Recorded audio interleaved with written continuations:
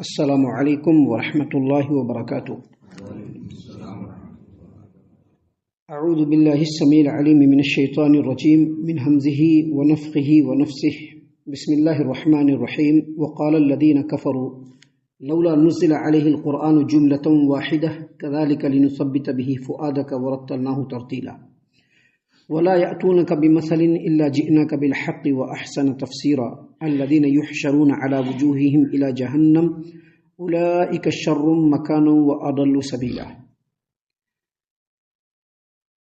یہ کافر لوگ کہتے ہیں، یہ بھی کہتے ہیں کہ یہ سارا کا سارا قرآن ایک ہی بار میں رسول اللہ صلی اللہ علیہ وسلم پر کیوں نہیں اتار دیا گیا۔ بات ایسے ہی ہے کہ یہ قرآن تھوڑا تھوڑا کر کے نازل ہوا، اور یہ اس لیے کہ ہم آپ کے دل کو مضبوط کریں، آپ کے دل کی ڈھارس بندھاتے جائیں، اور اس لیے بھی کہ ہم آپ کو ایک خاص ترتیب اور وقفوں سے قرآن کریم کی آیات کو پڑھ پڑھ کر کے سناتے جائیں۔ اور اس لیے بھی قرآن کریم تھوڑا تھوڑا نازل ہوا کہ جب بھی یہ کافر لوگ آپ کے پاس کوئی مثال لائیں، کوئی اعتراضات لائیں، کوئی اعتراض لائے تو اس کا ٹھیک اور برجستہ جواب اور بہترین توجیہ آپ کو بتلا دیں۔ ایسے لوگ اندھے منہ جہنم کی طرف لائے جائیں گے، اور ان کا ٹھکانہ بہت برا ہے، اور یہی سب سے زیادہ گمراہ ہے۔ محترم سامعین اکرام، سورۃ الفرقان سورہ نمبر 25 اور اسی سورت سے آیت نمبر 32، 33، 34، 32، 33، 34 یہ چند آیات ابھی آپ کے سامنے تلاوت کی گئی۔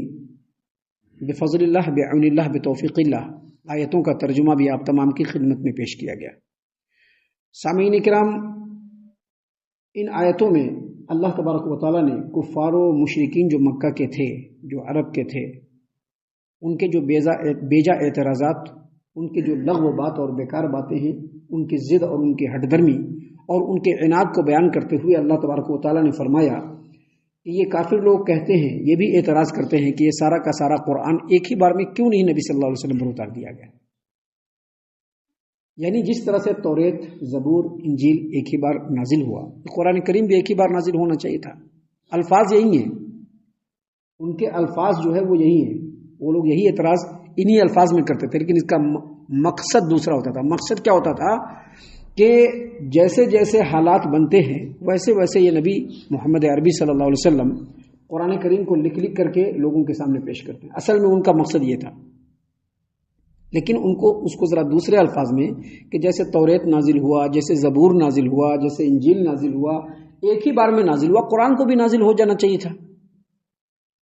یہ اعتراض جو ہے مشرکین مکہ نے کئی بار کیا، اور قرآن کریم کے مختلف مقامات پہ اس کے جوابات بھی دیے گئے، لیکن یہاں پر اللہ تبارک و تعالیٰ نے قرآن کریم جو تھوڑا تھوڑا کر کے، یعنی ایک ہی مرتبہ لوح محفوظ پر، جو لوح محفوظ سے آسمان دنیا پر اللہ نے نازل فرما دیا، لیکن وہاں سے حالات اور ضرورت کے مطابق اللہ تبارک و تعالیٰ نے تھوڑا تھوڑا کر کے 23 سال میں قرآن کریم کو کمپلیٹ نازل فرمایا۔ اللہ تبارک و تعالیٰ نے اس کے فائدے کیا ہے اور اس کی وجہ کیا ہے اور کیوں ایسا نازل کیا گیا، اس کو 3 پوائنٹس میں اللہ تبارک و تعالیٰ نے یہاں پر بیان فرمایا ہے۔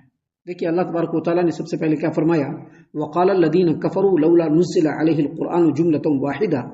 یہ کافر لوگ یہ بھی کہتے ہیں کہ یہ سارا قرآن ایک ہی بار کیوں نہیں نازل کیا گیا، تو اللہ نے اس کا جواب دے کر کے فرمایا کذالک، اسی طرح سے نازل کیا گیا، تھوڑا تھوڑا کر کے نازل کیا گیا۔ اور کیوں نازل کیا گیا، لنثبت به فؤادک، تاکہ اے نبی صلی اللہ علیہ وسلم ہم آپ کے دل کو مضبوط کریں، مسلمانوں کے دل کو مضبوط کریں، اور آپ کی ڈھارس بندھاتے رہیں، ڈھارس بندھاتے رہیں۔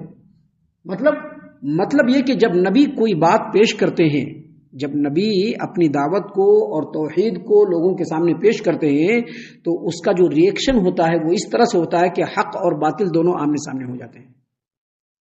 آج بھی آپ دیکھ لیجئے کہ قرآن کے مقابلے میں دنیا کا ایک بڑا حصہ کھڑا ہوا ہے، کیسے کر کے قرآن کو مٹایا جائے، ختم کیا جائے، اس کے لیے کتنے سارے حربے، کتنے سارے پینترے، کتنے سارے پروپیگنڈے کیے جا رہے ہیں۔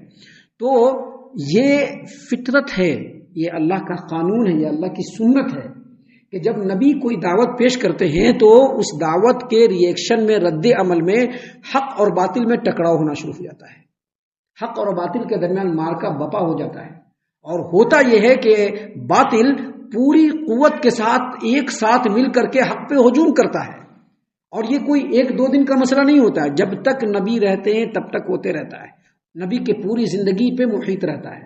اور کبھی کبھی ایسے ہی میں ایسے حالات پیدا ہو جاتے ہیں کہ مسلمانوں کو کوئی رستہ نظر نہیں آتا، ان کی حوصلہ شکنی ہوتی ہے، ان کے دل ٹوٹ جاتے ہیں، تو ایسے وقت میں ان کو ڈھارس بندھانے کے لیے، ان کو تسلی دینے کے لیے، ان کو مضبوطی دینے کے لیے اللہ تبارک و تعالی حوصلہ افزائی کے طور پر قرآن کریم کی آیتوں کو نازل کرتا ہے۔ ابھی ایک ہی بار میں بہت سارا حوصلہ افزائی کر دینے سے کوئی فائدہ نہیں ہے۔ حوصلہ افزائی کا مطلب یہ ہے کہ وقتاً فوقتاً جیسے جیسے موقع ہو حوصلہ افزائی کیا جائے۔ اسی لیے اللہ تبارک و تعالیٰ نے وقتاً فوقتاً قرآن کریم کی آیتوں کو نازل کیا۔ آپ دیکھ لیجئے جنگ بدر کے وقت میں اللہ تبارک و تعالیٰ نے قرآن کی آیتوں کو نازل کیا تاکہ مسلمانوں کے دل مضبوط ہو جائے۔ جب جنگ احد ہوئی اس وقت بھی اللہ تبارک و تعالیٰ نے قرآن کی آیتوں کو نازل کیا تاکہ مسلمانوں کے اندر مضبوطی آئے، وہ اپنا آنے والا جو پروگرام ہے، جو خطہ ہے، وہ اپنا کمپلیٹ کر سکے۔ اور پھر جب جنگ احزاب ہوئی اس وقت بھی اللہ تبارک و تعالیٰ نے قرآن کریم کی آیتوں کو نازل کیا۔ تو یہ جو قرآن کریم کی آیتوں کو اللہ تبارک و تعالیٰ نے تھوڑا تھوڑا کر کے نازل کیا، اس کا فائدہ یہ ہے کہ مسلمانوں کے دلوں کو مضبوط کیا جائے، ان کی حوصلہ افزائی کی جائے اور ان کو آگے بڑھنے کا حوصلہ دیا جائے۔ یہ پہلا فائدہ اللہ تبارک و تعالیٰ نے بتلایا۔ اور دوسرا فائدہ اللہ تبارک و تعالیٰ نے جو بتلایا وہ یہ وَرَتَّلْنَاهُ تَرْتِيلًا، تاکہ ہم آپ کو ایک خاص ترتیب اور خاص وقفوں اور موقعوں پر قرآن کریم پڑھ کر کے سنائیں۔ دوسرا جو مطلب بتلایا گیا ہے ٹھہر ٹھہر کے رکوع کر کے قرآن کریم کو حفظ کرنا، حفظ کر کے یاد کر کے پڑھ کے سمجھ کر کے اس پر غور و فکر اور تدبر کرنا، اور پھر قرآن کریم کے حکموں کو اپنی عملی زندگی میں لا کر کے اپنے عملی زندگی کو تبدیل کرنا، یہ کوئی ایک ہی بار میں نہیں ہونے والا ہے۔ آپ دیکھتے ہیں درس قرآن کا جو سلسلہ ہے، ایک ہی بار میں پورا قرآن نہیں پڑھایا جاتا ہے، تھوڑا تھوڑا کر کے۔ کیوں؟ تاکہ لوگ اس کو غور کریں، سمجھیں، دیکھیں کہ اللہ تبارک و تعالیٰ کی کیا منشا ہے، اللہ تبارک و تعالیٰ کیا چاہتا ہے۔ تو قرآن کریم کو حفظ کرنا، پھر اس کے اوپر غور و فکر تدبر کرنا، اور قرآن کریم کے ذریعے سے اپنی عملی زندگی کو تبدیل کرنے کے لیے اللہ تبارک و تعالیٰ نے وقفہ وقفہ سے تھوڑا تھوڑا کر کے قرآن کریم کو نازل کیا، تاکہ جتنے بھی ایمان والے ہیں ان تمام کو یہ معلوم ہو جانا چاہیے کہ یہ جو قرآن کریم ہے یہ اللہ نے کب نازل کیا، اس قرآن کریم کے اس آیت کریمہ کو نازل کرنے کے پیچھے پس منظر کیا ہے، بیک گراؤنڈ کیا ہے، اس کا شان نزول کیا ہے، کب کس موقع سے نازل ہوئی، تمام مسلمانوں کو معلوم ہو جائے۔ اور جب بھی کوئی قرآن کریم کی کسی آیت کا غلط مفہوم بیان کرنے کی کوشش کرے تو اللہ تبارک و تعالیٰ دوسری آیت نازل کر کے اس کی صحیح تعبیر بتلا دے۔ اور سماج و معاشرے کے اندر بہت ساری برائیاں ہیں، اس زمانے میں بھی سماج کے اندر ایک برائی نہیں تھی، شراب نوشی تھی، ڈاکہ زنی تھی، قتل و غارت گری تھا، بہت سارے دوسری برائی تھی، سود تھا، بدکاری تھی۔ اب ایک ہی مرتبہ اگر قرآن کریم کو نازل کر دیا جاتا اور تمام برائیوں سے روکا جاتا تو لوگوں کے لیے پریشانی ہو جاتی، جو ایمان لانے والا وہ بھی پیچھے ہٹ جاتا، نہ اللہ پر ایمان لاتا، نہ رسول پر ایمان لاتا، نہ اپنی برائی کو چھوڑتا۔ اس لیے اللہ تبارک و تعالیٰ نے تھوڑا تھوڑا کر کے قرآن کریم کو نازل کیا تاکہ ایک ایک کر کے لوگوں کو بات سمجھ میں آتی جائے اور دھیرے دھیرے دھیرے دھیرے لوگ برائیوں سے دور ہو کر کے بھلائی کی طرف آ جائے۔ اس لیے اللہ تبارک و تعالیٰ نے تھوڑا تھوڑا کر کے قرآن کریم کو نازل کیا۔ یہ دوسرا فائدہ ہے۔ اور تیسرا فائدہ اللہ تبارک و تعالیٰ نے اگلی آیت میں بیان فرمایا۔ اللہ نے فرمایا وَلَا يَأْتُونَكَ بِمَثَلٍ إِلَّا جِئْنَاكَ بِالْحَقِّ وَأَحْسَنَ تَفْسِيرًا، اور اس لیے بھی قرآن کریم کو تھوڑا تھوڑا کر کے نازل کیا گیا، وقفہ وقفہ سے نازل کیا گیا، تاکہ جب بھی یہ کافر لوگ آپ کے پاس کوئی مثال لائیں، کوئی اعتراض لائیں، تو ان کا بروقت برجستہ اور ٹھیک ٹھیک جواب دیا جائے، اس کی بہترین توجیح کر دی جائے۔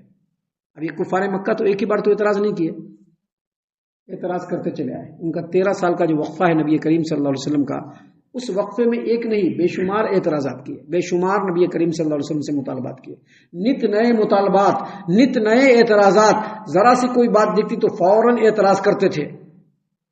اور جب نبی کریم صلی اللہ علیہ وسلم مکہ سے مدینہ چلے آئے تو تب بھی ان کے اعتراضات کا سلسلہ چلتا رہا۔ تو اب ان کے اعتراضات کے جواب دینے کے لیے کہ جب یہ کوئی اعتراض کرے ان کا جواب دینے کے لیے اللہ تبارک و تعالیٰ نے قرآن کریم کو تھوڑا تھوڑا نازل کیا۔ ایک بار کہا کہ قیامت کب آئے گی، تو اللہ نے اس کا جواب دیا۔ ان لوگوں نے کہا کہ نبی صلی اللہ علیہ وسلم جادوگر ہیں، اللہ تبارک و تعالیٰ نے اس کا جواب دیا۔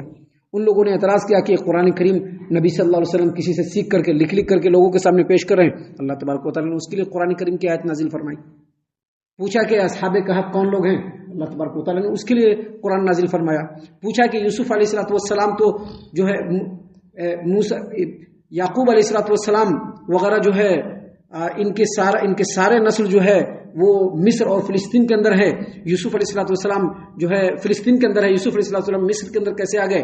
اس کا جواب دینے کے لیے اللہ تبارک و تعالیٰ نے سورہ یوسف نازل فرما دیا. تو جیسا اعتراض ہوتا اس کا جواب دینے کے لیے اللہ تبارک و تعالیٰ نے تھوڑا تھوڑا نازل کیا. اللہ کو تو سب بات معلوم ہے، لیکن ایک ہی بار میں اگر اعتراض کا جواب دے دے تو لوگ اس پر بھی جو اعتراض کریں گے. پہلے کیسے جواب آ گیا؟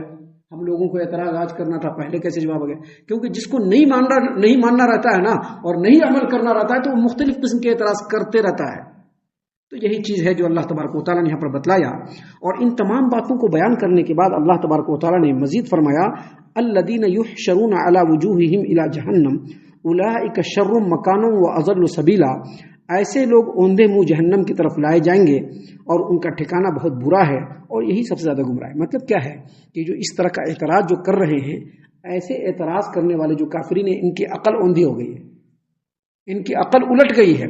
اور ان کو اگر صحیح جواب دے دیا گیا اور یہ اگر اللہ اور اس کے رسول پر ایمان نہیں لائے اور اسی کفر پر مر گئے تو کل قیامت کے دن ایسے کافروں کو منہ کے بل چلایا جائے گا.